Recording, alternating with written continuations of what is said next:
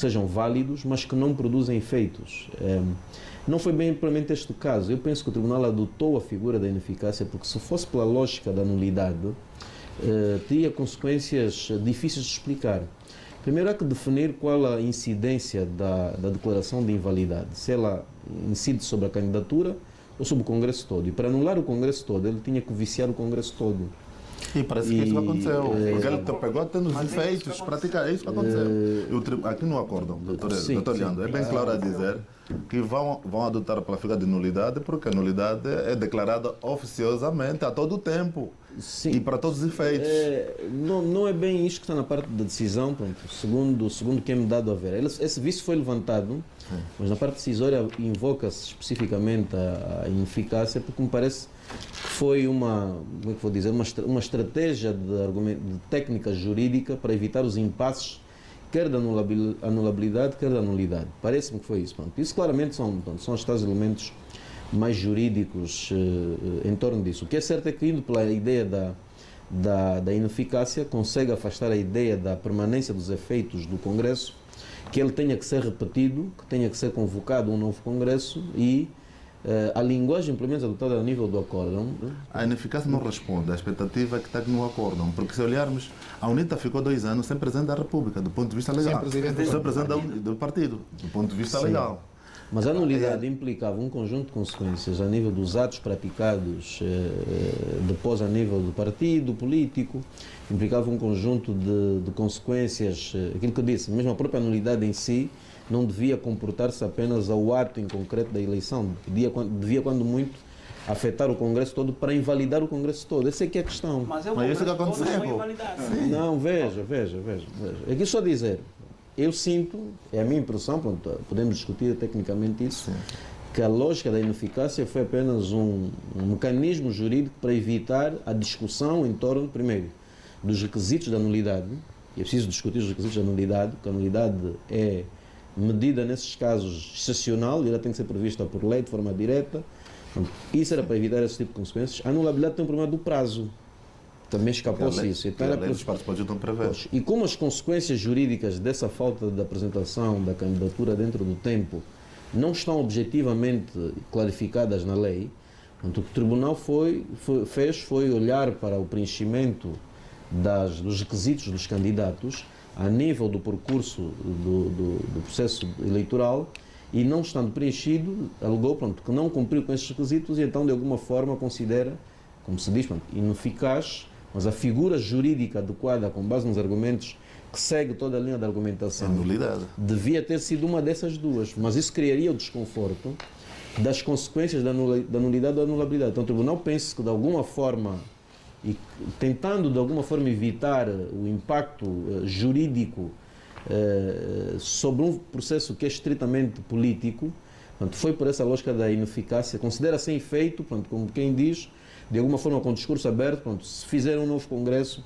a questão fica resolvida. Eu penso que houve aqui uma engenharia jurídica na argumentação, porque de facto o histórico do processo, a exposição que é feita nos argumentos de parte, parecia entender que a linha de argumentação na parte decisória seria dirigida a discutir só se é um vício de nulidade ou anulabilidade. Mas o Tribunal depois escapa a esse aspecto na decisão. Vamos olhar para o futuro de Alberto Costa Júnior. Eu ainda queria rebater uma questão. E outra questão, é necessário ver os princípios, uma confusão entre princípios e regras que existem num acórdão, que é necessário ver bem se o princípio da legalidade impõe uma regra, é uma regra ou é um princípio. E outra é o princípio da igualdade. Porque as regras emitem um mandato. As regras emitem um mandato. E os princípios são optimizáveis. Os princípios podem ser modeláveis. Inclusivamente, hoje a nova técnica de argumentação permite derrotar certo tipo de normas. Há aqui algumas questões que podiam ser objeto de uma melhor apreciação. Certo, David Mendes. Eu queria aqui rebater as posições do colega de painel nos seguintes termos. Iano Ferreira. Durante toda a exposição, na argumentação, na parte argumentativa do tribunal, fala em nulidade. Exato. Permanentemente. Exato. E os atos nulos não têm eficácia. Porque A consequência é mesmo não ter eficácia. porque aqui pensa-se que o tribunal decidiu por ineficácia. Não, ineficácia É mesmo dos ineficaz. atos produzidos pelo Congresso. Efetivamente. É preciso que o acórdão, em quase toda a sua argumentação, decisória, porque, creio que o amigo apenas falou da parte decidindo. Não, essa decisão É resultado dos é argumentos resultado todos. de um histórico fundamentado. Doutor David Mendes, se fosse ineficácia, é uma outra figura. Sabe o que aconteceria? Não seria anular o Congresso todo e invocar o outro. Seria o segundo mais votado. Se assumia logo automaticamente. Esse o problema. A questão é que Eu só a linha queria- de argumentação do deixa-me tribunal vai para só- a nulidade da candidatura. Não, Vai deixa- para isso. O problema é que a nulidade da candidatura, a ser declarada na parte decisória, implicava a anulação só da candidatura e tudo o resto se mantinha. Veja, E desculpe. aquilo que estava a dizer, apesar de citar Fiquei com a o sensação- argumento da nulidade Fiquei em com a várias sensação partes. de que conduzia-se O à que nulidade acontece? da candidatura. Sim, a nulidade da candidatura implicava. expressivo. Exato, a nulidade da candidatura tinha que implicar obrigatoriamente a manutenção de todo o restante processo eleitoral e das demais candidaturas que foram consideradas como válidas. A questão é esta. Portanto, se repararem depois na parte da decisão, ao menos que tenha sido um mero lapso ou mero esquecimento, é que eu duvido, porque é normal que exista esse tipo de técnicas a nível de produção de decisões, sobretudo em matéria constitucional. Evita-se um determinado conceito para evitar os efeitos que ele implica. Por isso é que depois não se diz que é o que devia ter sido dito. Portanto, a decisão, o Congresso é nulo, e em função disso, considera-se sem efeito. É verdade que a eficácia também resulta da nulidade, mas a ineficácia de forma direta que se está aqui a dizer pode não ser necessariamente resultante da nulidade. Até porque depois há atos partidários que é necessário cautelar, e talvez a minha leitura. O Tribunal não quis necessariamente atacar todos os atos que ocorreram no momento posterior Não, doutor. à prática Não, da doutor Leandro. Vamos ouvir o de tal forma que podiam alguns desses atos ser convalidados, provavelmente, pelos órgãos políticos da UNITA. Essa é que é a questão. Não, Agora, desculpa, doutor, com muito respeito, eu não sou académico, mas, com muito respeito que tenho pela academia, mas, objetivamente, do ponto de vista processual, e aí sim, aí é meu campo porque eu sou processualista, requereu-se a ineficácia com base em quê? Essa ineficácia é com base a uma nulidade. E mais, e aqui não podemos falar em anulabilidade, não podemos falar na anulabilidade por estar sujeito a prazos. Enquanto que na nulidade, por favor, na nulidade, não está sujeito a prazo. A nulidade pode ser evocada a todo o tempo. Porque aqui não há uma engenharia, é uma ratio processual que os atos nulos, tudo quanto aconteceu depois da declaração do ato principal não produz efeitos. mas qual? Qual? o âmbito? Essa é a Não, questão. eles- Qual o âmbito? De todo o Congresso. Por quê? E por que de todo o Congresso?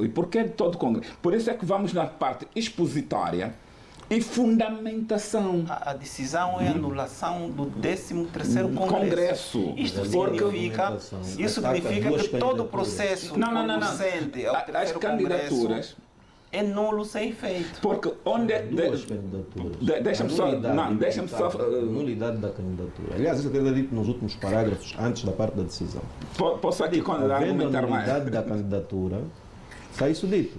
Há consequências disso, mas depois na parte da decisão não se diz as consequências imediatas, ou seja, de alguma forma, na minha opinião, há aqui uma divergência entre a parte da decisão e alguns dos argumentos apresentados. Há alguma divergência nisso. Então, Mas é aquilo que estava a dizer. Eu não acho que isso tenha sido involuntário.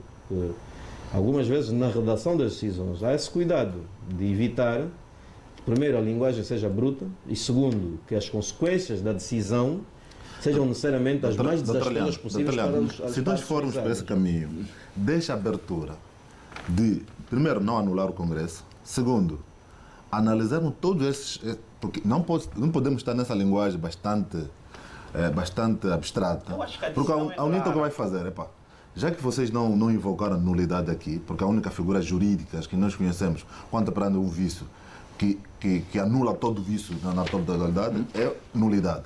Não invocando essa figura, a UNITA tem toda a chance de dizer, já que o nosso presidente não pode ser, porque carece um vício, vai o presidente, o candidato mais votado, logo a seguir. Então aqui não anula o Congresso, mas anula apenas a candidatura de uma única figura. Mas é isso que eu estou a dizer. Nesses termos. Mas não é isso que o acórdão diz. Não. Na linha da argumentação... Só voltar a pegar... Só mesmo um minuto. Na linha da argumentação que está a ser seguida, aliás, todo o acórdão incide sobretudo sobre as duas candidaturas. Na lógica de considerar como nulas essas candidaturas, as consequências deviam limitar-se a isso. Os resultados deviam ser esses. Sim.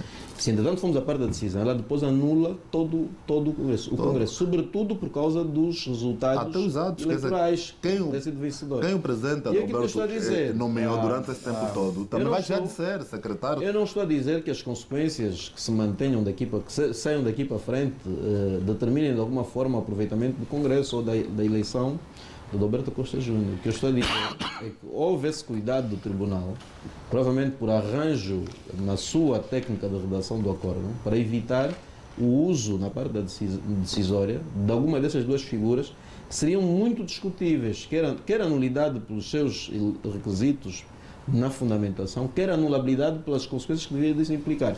Porque eu ainda tenho muitas dúvidas se havia mesmo nulidade neste caso. Tenho dúvidas. E podemos discutir isso daqui a pouco. Há aqui uma questão que se coloca.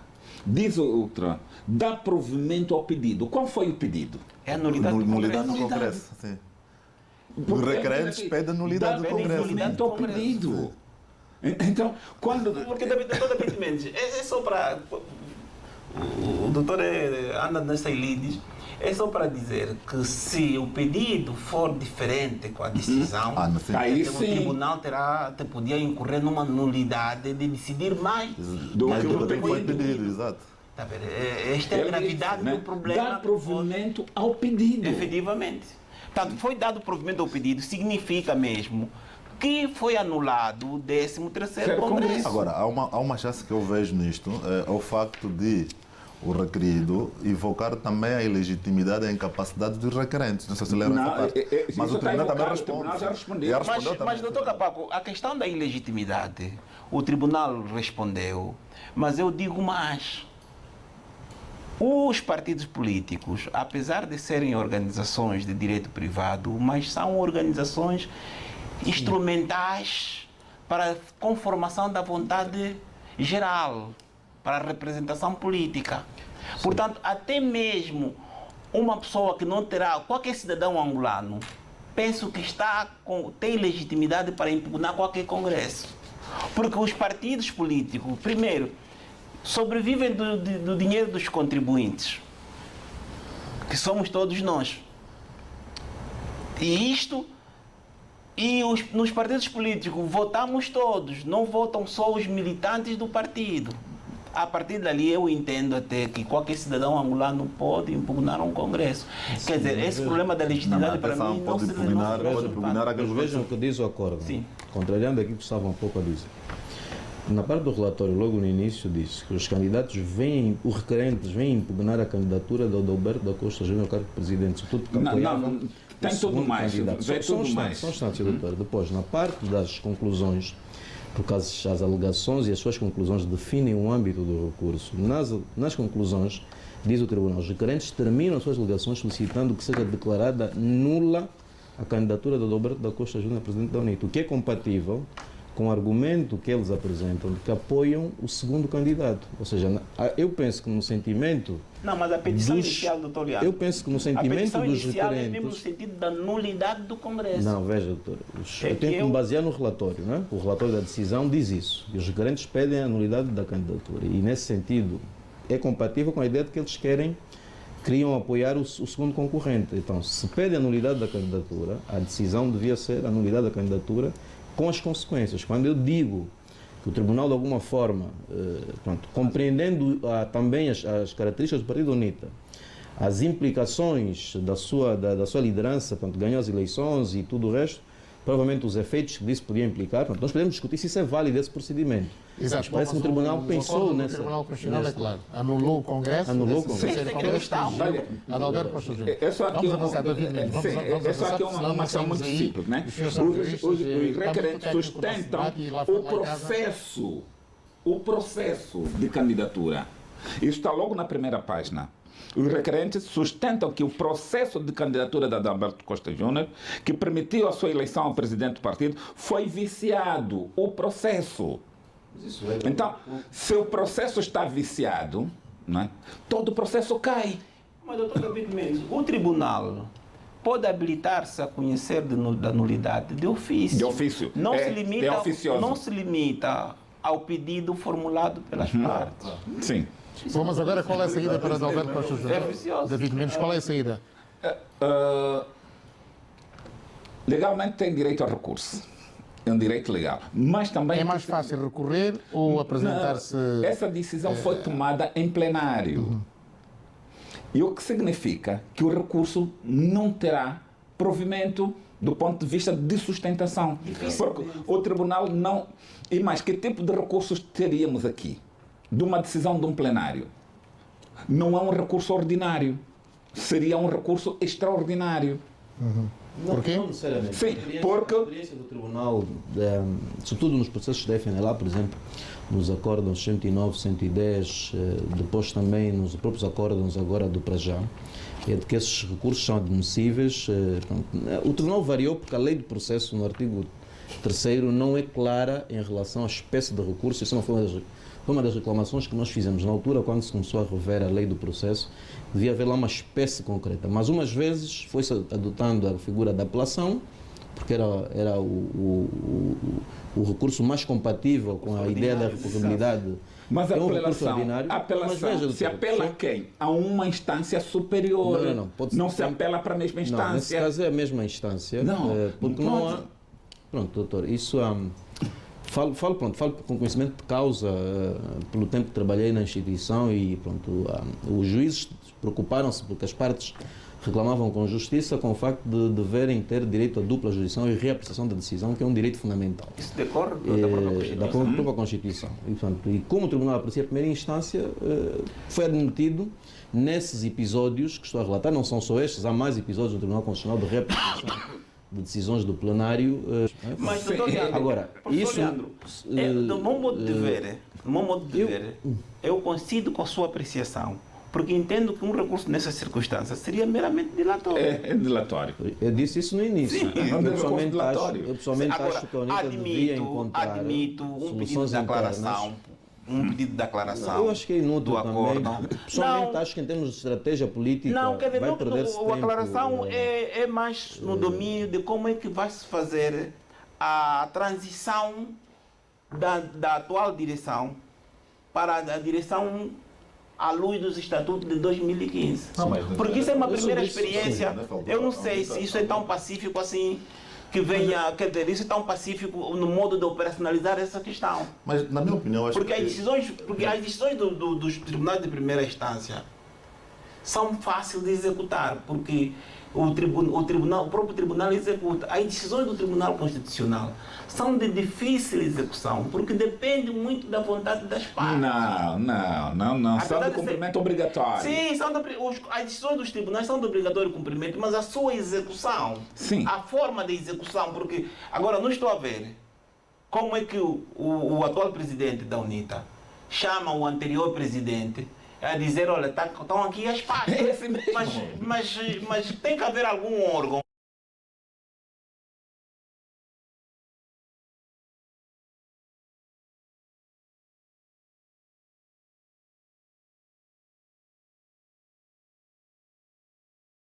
O que é fato é que a nulidade.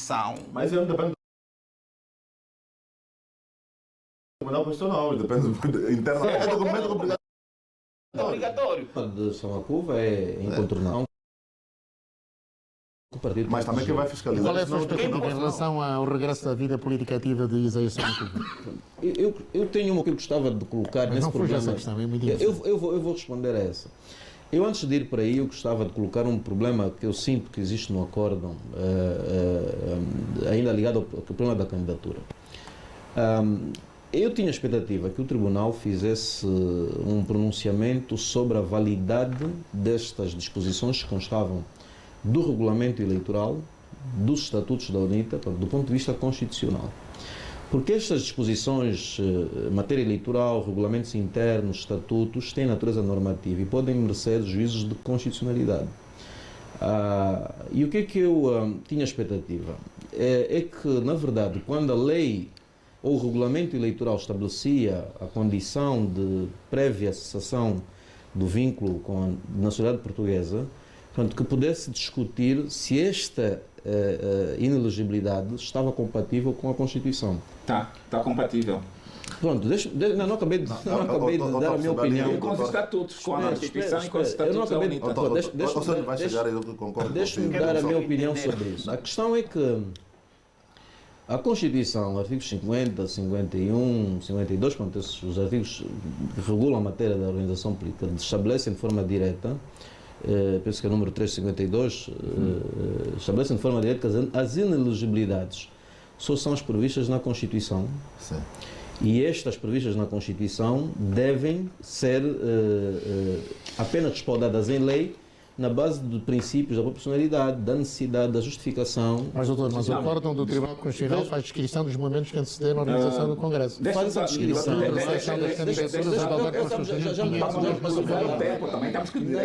Já me passa só mesmo um minutinho, Sr. Doutor. Já termino. Muito importante. Até podia ter concluído por não haver irregularidade. Mas o que é certo é que a norma admite muitas interpretações.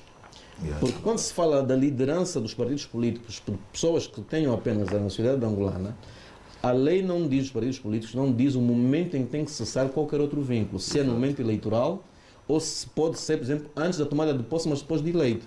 E a pergunta que se faz é, ao impor no processo eleitoral alguém que eventualmente não ganha, por exemplo, as eleições, essa exigência do ato normativo eleitoral, ela não é excessiva, não é desproporcional, por exemplo, a questão da tal limitação que a Constituição estabelece em matéria das inelegibilidades, por exemplo. Portanto, essa é que é a questão, se ela não é excessiva e não é arbitrária. E isso devia ter sido discutido. Eu tenho uma opinião relativamente ao que o Dr. Leão está a dizer e eu vou um pouco... A grande questão que a sociedade se coloca é o seguinte. Bem, temos os estatutos internos de cada partido político, que, na minha opinião, não sou constitucionalista, mas não tem uma ligação direta com a Constituição. Deve ter uma ligação direta com a lei dos partidos políticos. Não, mas, doutor, não se esqueça. Deve ter uma ligação direta com a lei dos partidos políticos. O tribunal diz isso. Mas agora, se nós lermos a Constituição, a lei dos partidos políticos e o Estatuto, há uma linguagem que nos leva a várias interpretações. A Constituição não fala de duas nacionalidades, fala de nacionalidade adquirida. Isso leva a uma outra interpretação. E alguém já levantou isto, um constitucionalista angolano, o Dr. Albano Pedro. Acompanhei. A questão é, se nós formos à Constituição, o engenheiro Adalberto da Costa tem a nacionalidade adquirida ou as duas nacionalidades são originárias? Uma é adquirida. Adquirida é derivada de quem? Mas é adquirida. Não, mas é adquirida. Do que eu sei é que a nacionalidade portuguesa do engenheiro também é originária, porque é por força do sangue, critério sanguíneo. Não, é adquirida. Agora, sendo assim, mas o Estatuto da UNITA fala também, o Estatuto da UNITA fala em duas nacionalidades. O Estatuto da UNITA está melhor que a Constituição, em termos de redação. O Estatuto foi harmonizado na base do que a Constituição estabeleceu. Não, mas a questão dizem... A questão não é esta, a questão é... Eles, segundo o acórdão relata, houve uma modificação dos estatutos para criar esta, digamos, situação preparatória para quem vai concorrer para presidente. Isso também foi inserido no regulamento. A minha questão é se colocar isso no regulamento eleitoral para um candidato apenas, portanto, não é ainda líder partidário, é candidato apenas, que eventualmente pode até não vencer as eleições, mas obrigado necessariamente a ter que renunciar a uma nacionalidade, se esta exigência, se ela não é desproporcional ao abrigo das limitações que a Constituição coloca à matéria das inelegibilidades. No fundo, o que estamos a falar, América, o que estamos a falar é o seguinte: eu acho que nessa revisão perdemos a oportunidade de rever essa redação da Constituição. Sim, isso é uma matéria que devia ter. A redação seria mais feliz se fosse inelegível a presidência da República todo cidadão que tenha duas nacionalidades. Porque eu entendo que o espírito do legislador constituinte não era permitir que alguém que tenha duas nacionalidades originárias seja presidente da República. Eu não estava um presidente da República com duas nacionalidades. Eu acho, percebo que era essa a intenção. Só que na redação. E o presidente Aqui agora, então, quer dizer, eu acho que era esse o espírito. E a outra questão que se levanta. A questão de impedimento de duas nacionalidades. Só se coloca o presidente da República, não podia se colocar também os outros órgãos de soberania? Essa questão da nacionalidade, lógico que isso é uma matéria fraturante. Isso é uma matéria fraturante e que poderá ser objeto de muitas outras observações. Já vamos voltar a esse assunto, eu quero ouvir David Mendes. É preciso que conheçamos o histórico do processo. Adalberto Costa Júnior, e publicamente todos diziam isso a nível da UNITA, que tinham uma nacionalidade adquirida. Não é uma nacionalidade originária, é uma nacionalidade adquirida. E os estatutos da UNITA e o regulamento eleitoral, é preciso ter isso, seguem a Constituição. E não foi feito, essa norma do regulamento não foi feita em função de um candidato. Essa norma foi feita seguindo o que a Constituição impõe. Agora, não é aqui e agora pensarmos se a Constituição está certa ou não está certa. Sim. A lei dos partidos políticos também impede que os líderes dos partidos políticos tenham dupla nacionalidade. Os dirigentes máximos. Os líderes. Sim. Mas exatamente onde? No exercício ou na candidatura? É no exercício. Sim, mas é para chegar ao exercício. Mas a Constituição da República é claro, o candidato a presidente da República não pode ter nacionalidade adquirida. Mas isso que está, a Constituição coloca expressamente como inelegibilidade. Exatamente. Depois tem uma norma restritiva. É inelegível o candidato que se apresente com nacionalidade adquirida. Sim. Isso é uma inelegibilidade expressa da Constituição. E depois ela tem outra norma que diz que a lei não pode aumentar inelegibilidades além daquelas que estão na Constituição. Sim, aquela está na lei. O problema é que está lá na lei. E é isso que estava a dizer. A ideia da harmonização, até porque é um processo consequente. Primeiro o candidato do partido ganha as eleições do partido, depois concorre para a presidente da República. Mas a pergunta é objetiva, doutor Ian. Da luz da Constituição, Adalberto Costa Júnior era inelegível. Quando apresentou, digamos, ele não a sua era presidente da República. Não, mas quando apresentou, uma vez que sendo líder seria cabeça de lista, concorria à presidência da República. Mas isso podia ficar resolvido, na minha opinião, que eu acho que a legislação, esse não é o único caso, eu acho que as legislações em matéria eleitoral, em matéria de inelegibilidades, não podem condicionar logo a partir da mesma lei das orgânicas eleições gerais, devia ser revista sobre essa matéria. Porque ela tem que ser colocada para o exercício das funções quando se toma posse e não puramente como mero concorrente. É a minha opinião sobre isso. Eu gostaria só de colocar uma questão a um professor, né? Eu repito, eu não sou académico. As normas são ou não são para serem cumpridas? Independentemente da nossa interpretação e nossa vontade. Do meu ponto de vista, devem ser cumpridas. Sim, salvo. A pergunta é responder. Minha interpretação. Agora, salvo vossa interpretação contrária. Bom, mas o acórdão é para cumprir. O acórdão é para cumprir e sem questionar. Então, agora passamos para o segundo ponto deste debate. Mas, amigo, eu queria só ressaltar o aspecto pedagógico desse acórdão. O acórdão dá uma mensagem, emite uma mensagem para o nosso legislador, para cuidar devidamente da matéria de regulação dos partidos políticos em termos de conflito e de prazos de impugnação. Porque notei que não foi confortável para os venerandos juízes buscarem digamos, convocarem legislação subsidiária, porque efetivamente aí levanta-se muita dúvida se o direito, os termos gerais do direito civil são efetivamente os mais adequados para serem aplicados. Mas há uma coisa básica em direito. O direito civil é subsidiário quase todo o ramo do direito. Não, isso é básico. Mas mesmo no próprio relatório, os venerandos juízes levantam essa questão. Decorrente mesmo da própria lei dos partidos políticos. Amigo Pinheiro, essa aqui é uma observação. Essa questão aí onde é que eu noto que o acórdão, de facto, para além de todas essas questões, emite um alerta ao legislador para, em tempo oportuno, cuidar... Deixa só que, se estamos a falar de forma pedagógica, não é? O tribunal, mesmo não havendo norma, poderia criar uma norma ad hoc para resolver... Dentro do sistema. Interpretação segundo o sistema. Para resolver aquele litígio. Mas havendo já havendo o Código Civil... Sim, havendo o Código Civil, se está a questionar, se não houvesse, o juiz poderia criar uma norma ad hoc. Doutor David Mendes, eu entendo que esta norma do Código Civil, de impugnação dos atos a todo o tempo, semeia a insegurança jurídica. Nós cá estamos entendidos. Por isso é que eu sou que nos estamos entendidos sobre este capítulo. Vossas Excelências, os senhores deputados, deviam ver um regime específico para os partidos políticos. Onel Pinheiro, Isaías Samacuva agora é o líder da UNITA. Muito bem. Qual é o seu comentário? É o líder da UNITA por imposição legal. Portanto, temos que respeitar esta designação. Nada se pode fazer contra o facto. A verdade é que a nulidade tem efeitos retroativos e retrotraz-se ao estatuto, ao regime jurídico estabelecido no Estatuto da UNITA de 2015.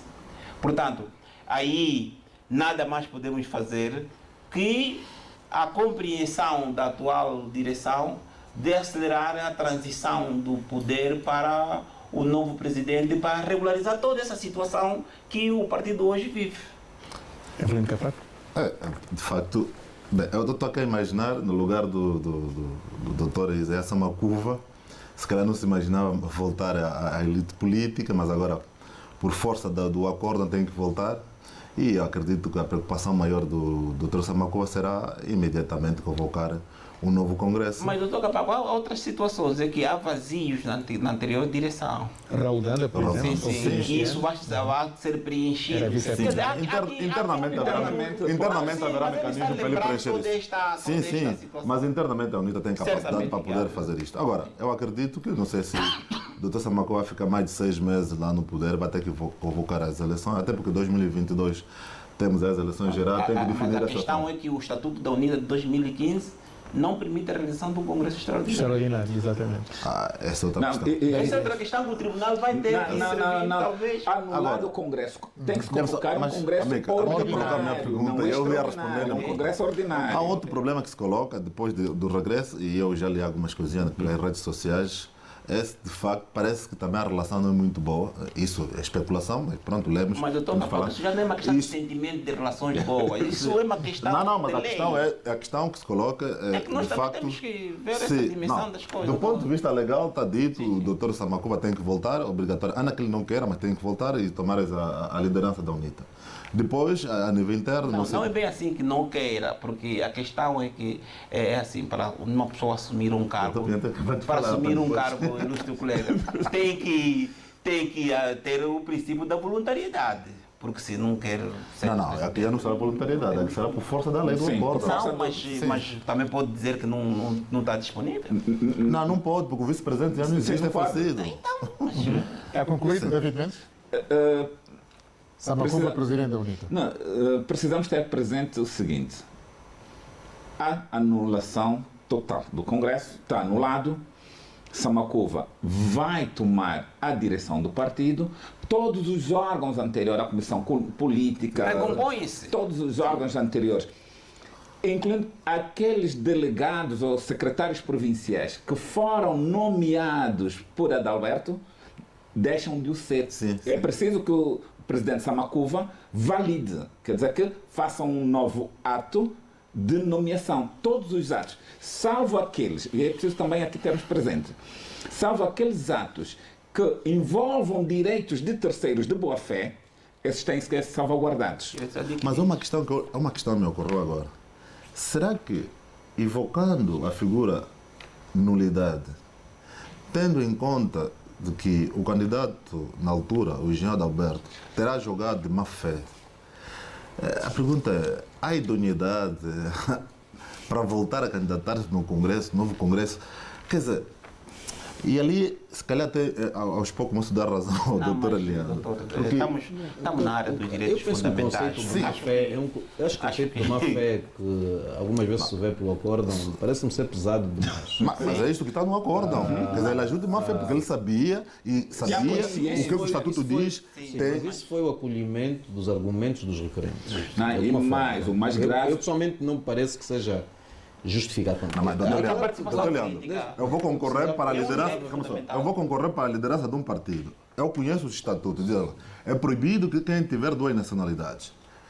E eu sei que tenho que renunciar a uma delas antes do Congresso. Eu vou renunciar depois. Isso é o quê? Não, o mais grave em tudo isso, sabe? O mais grave em tudo isso é o facto de ter enganado a própria comissão política, dizendo que já tinha remetido o... Mas, doutor David, isso é má fé. Sim. É má fé em direito. Ele enganou. Também motivo suficiente para... Mas acho que é um equívoco de linguagem. Eu não estou a dizer que este é de má fé. Estou a falar de acordo ao acórdão. De acordo os a má fé autos... acarreta uma sanção. Exato. E este acordo não impõe nenhuma sanção. Então quer dizer que é um excesso. Não, porque foi doloso. Não, doutor David. Aquele foi um ato doloso, não foi um ato negligente. Não, mas doutor David Mendes, se assim fosse entendido, se assim fosse entendido pelos venerados juízes, teriam combinado uma sanção. Porque não se requereu. Eu aqui vou na linha. O juiz não pode decidir, mas aquilo foi pedido. Eu vou à linha do professor Leandro Ferreira, porque, de facto, entendo que em matéria de direitos fundamentais, para a sua restrição, tem que haver fundamento para efeito. Sim, doutor Pinheiro, se alguém mente para tirar proveito, o que é que se chama isso em direito? A minha análise dos má fé. A minha análise dos fatos... Quais são as suas tarefas agora? Vou começar por essa pergunta. Abuso do acórdão do Tribunal Constitucional. Eu não tenho muitas expectativas em relação ao desempenho direto de Isaías Samakuva agora ao retomar as funções, porque não me parece que exista ambiente político na UNITA que permita o retorno de alguma outra pessoa, de algum outro líder, de algum outro candidato. É a minha opinião, senhor doutor. Eu tenho ter a sua perspectiva. Mas eu pessoalmente acho que este tempo em que esteve à frente da UNITA conseguiu granjear simpatias a nível político que permitem o ambiente necessário para que as próprias estruturas de liderança do partido se rendam e reconheçam. Quer dizer que Samakuva não terá condições de segurar o partido? Não, digo no sentido de que, com sentido de prudência e com um nível, o senhor Samakuva tem o perfil de um gentleman, de um homem idóneo, de uma pessoa madura, e parece-me que terá prudência suficiente para apenas assumir as funções, para organizar os eventos necessários para legitimar a continuação da atividade desenvolvida por Adalberto. Até porque tem que se reconhecer que o partido ganhou outra dinâmica com Adalberto. O presidente Samakuva fez um papel difícil, muito importante na transição do partido do período pós-guerra para este momento que o partido vive agora, e parece-me que esta etapa está a ser muito bem conseguida nessa associação por Adalberto. E penso, pronto, claro que não conheço, não faço ideia, não sou próximo, não conheço sequer o presidente Adalberto, vejo apenas por imprensa e não sei exatamente como é que o partido pode ter essa necessidade, mas a impressão geral que os cidadãos têm sobre a sua presença a nível do partido político e o impacto que criou no cenário político nacional é que, claramente, se o partido tiver pessoas prudentes nas suas estruturas políticas, claramente vão apenas conformar os atos necessários a que ocorra a validação da sua liderança a nível do partido. Parece-me ser isso que vai acontecer, salvo, claro que nunca podemos prever até onde vai a imaginação do ser humano, salvo se houver alguma aventura interna no partido que agora queira ficar com a direção do partido e concorrer às eleições nos próximos tempos. Pronto, isso era Isso era o meu ponto de vista sobre essa questão mas esteja Mas deixa eu ver primeiro em relação a esse argumento. Olha, eu convivi com o presidente Samakuva tal como convivi com Adalberto. Por isso conheço... Conviveu como? Minimamente, politicamente. Não se esqueça que eu estive durante quase 4 anos na bancada parlamentar da UNITA. Foi Samakuva que o convidou para ir para a UNITA? E foi Samakuva que o convidou? Conheço os dois perfeitamente. Dizer que Samakuva é um gentleman, não tem capacidade, isso é muito ofensivo. Não foi isso que eu disse. Pelo contrário, Samakuva tem maior capacidade mobilizativa que a Adalberto Costa. O Dr. Leandro fez um elogio à figura de Isaías Samakuva. Não, o Isaías Samakuva tem mais capacidade mobilizativa. Agora, há aqui uma coisa que não devemos esquecer. Adalberto da Costa Júnior manipula bem a imprensa. Ele é um bom jogador de imprensa. E o Samakuva não, é um homem de massas. E eu duvido, e aqui... Samakuva é um homem de massas, Adalberto não é? Não, é um homem que sabe usar a imprensa. É um homem que sabe jogar com a sua imagem. É um homem que é capaz de fazer crer que o azul é castanho. Isso é virtude, não? Isso não é virtude. Mas isso não te leva a ganhar. Isso não te leva porque a ganhar eleições. Ganhar eleições você tem que conquistar a massa votante. E é importante que tenhamos presente o seguinte. Vocês não sabem a festa que há em muitos sítios com a queda do Adalberto. Não vamos também aqui esconder. Né?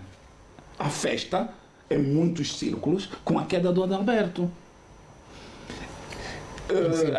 Em que círculos? Da UNITA. Eu tenho o privilégio de ter relações boas com indivíduos da UNITA. Eu nunca escondi que eu estava em divergência com o Adalberto e não com a UNITA. E vocês não sabem a alegria que há em muitos círculos da UNITA, não só em Luanda como nas províncias. Então, vamos ser realistas.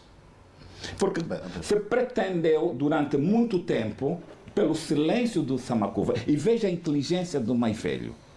Silêncio, nunca disse nada. E se especulou muito. O que é que vai ser? O que é que não vai ser? Como vai ser? Vai ser usado? Não vai ser usado? E ele tranquilamente está aí no seu lugar sem falar nada. Isso mostra maturidade.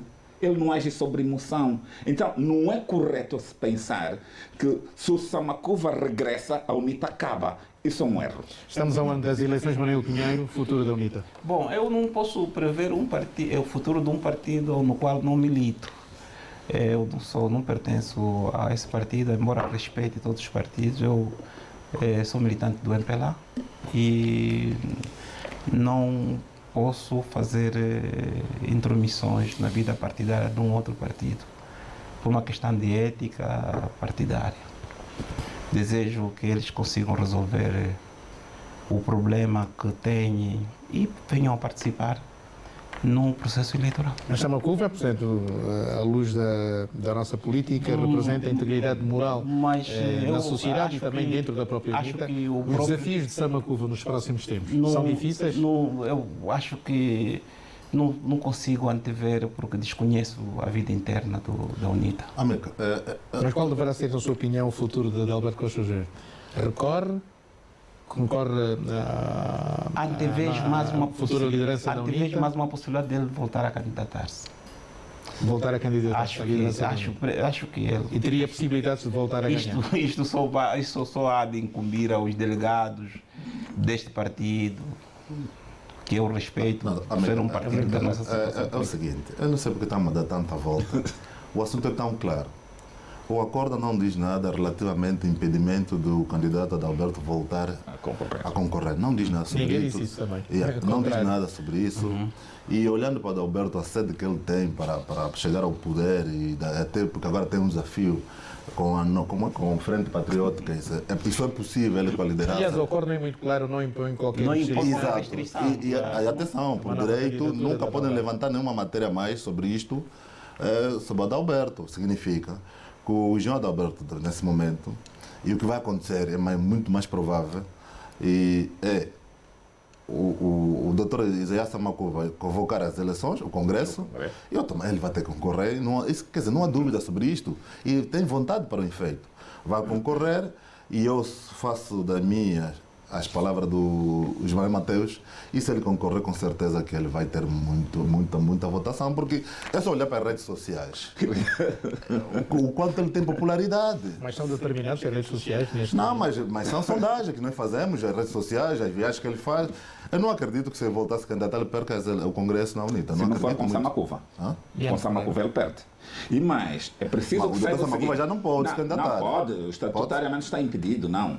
E mais, sabe por que o Adalberto não renunciou antes à sua nacionalidade?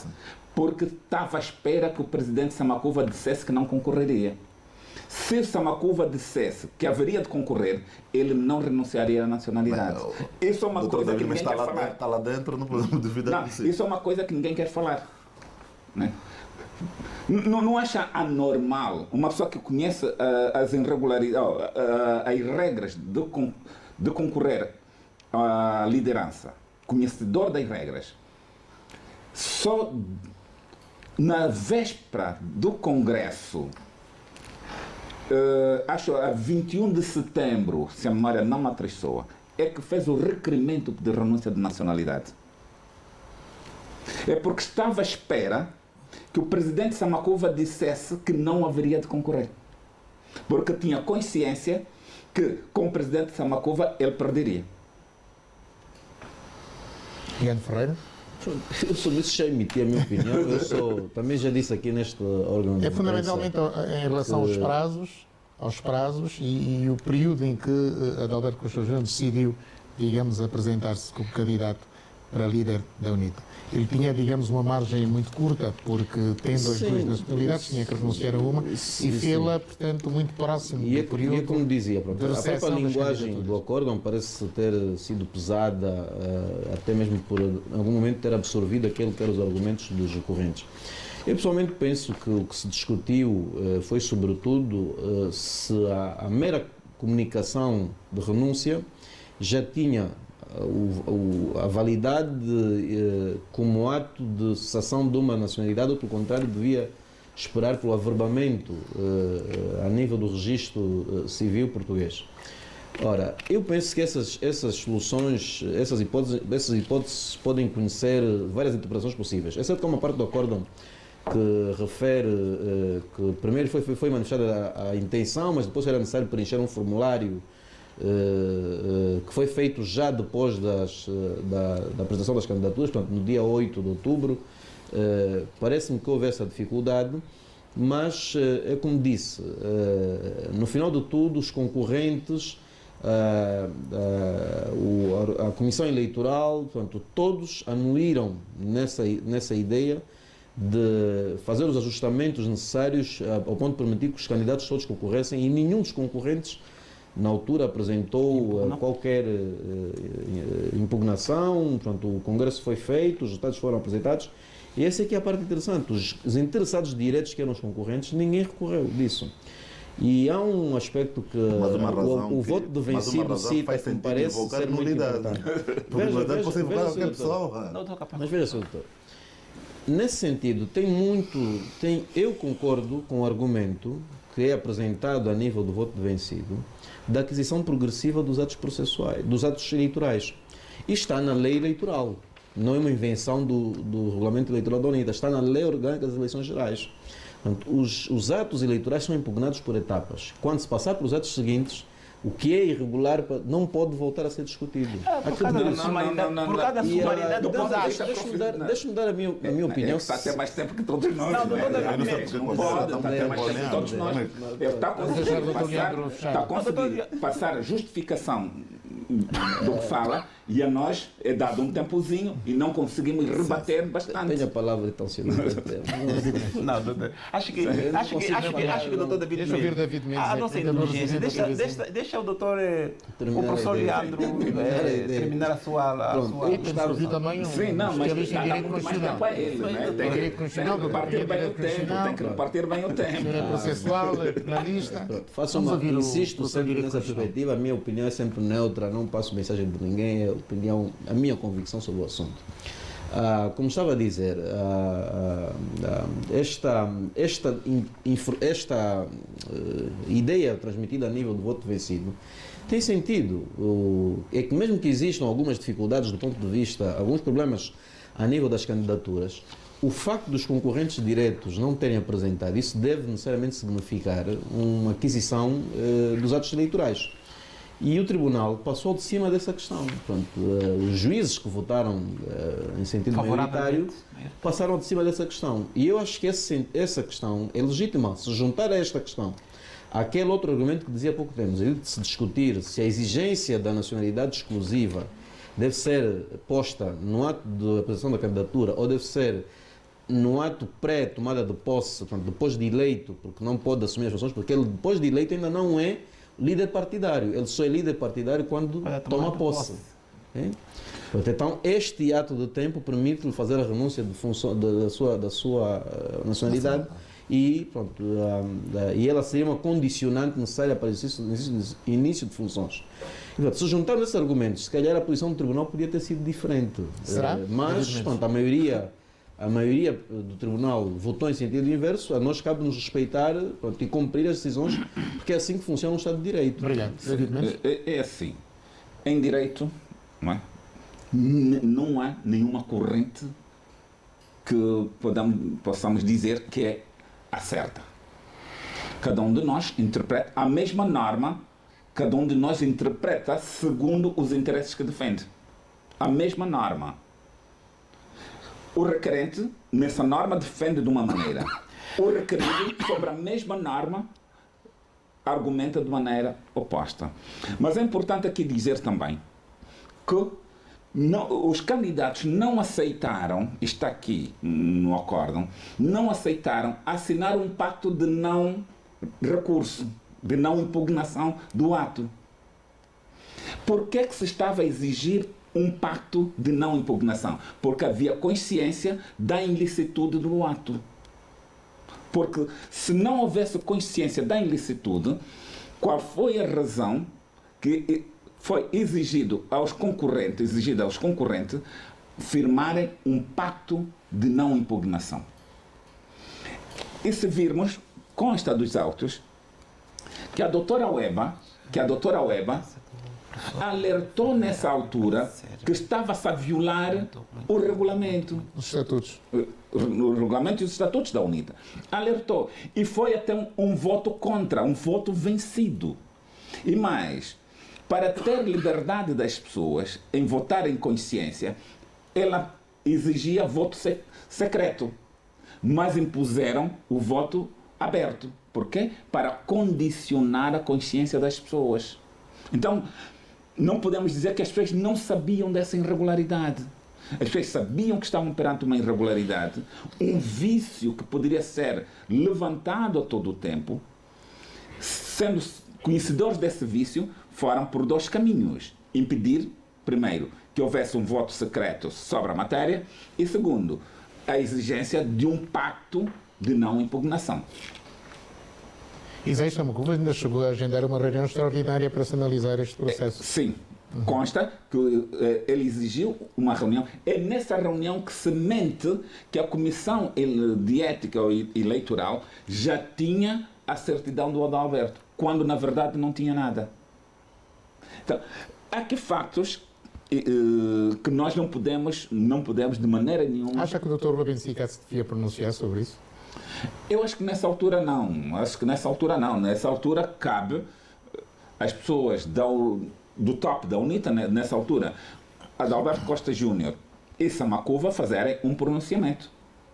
Porque com recurso ou sem recurso, não há aqui uma dupla jurisdição, porque a jurisdição é a mesma.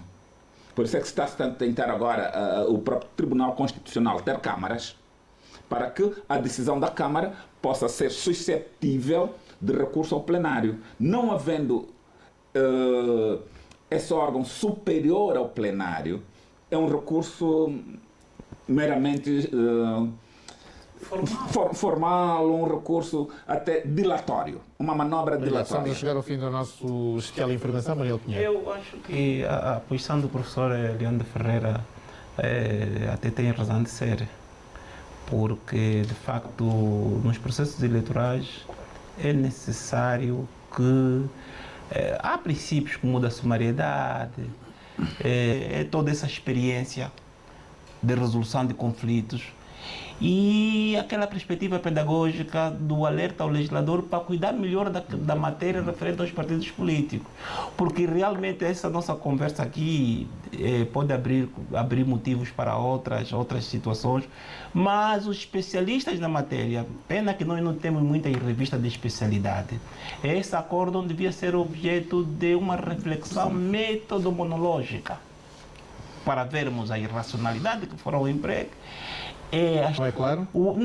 Não é que o acordo não é claro. É que... Não se coloca muito a questão se o Tribunal Constitucional terá andado bem ou não, porque precisamos ter uma coisa de atenção. Apesar de terem invocado nulidade, que é do conhecimento oficioso, mas a iniciativa não foi do Tribunal. Okay. Que parecia o seu discurso, Sim. parecia que o Tribunal devia ter decidido de uma outra forma. Cada figura nulidade. Porque se tivesse invocado uma outra figura, por quê? O Tribunal averigou que tinha prova suficiente para andar e de segura que não deixa dúvida no direito, porque anulou todo o Congresso. Que o vício de nulidade de um ato eleitoral seja suprido depois do decorrer do prazo da sua impugnação. E aí onde eu queria chegar em relação...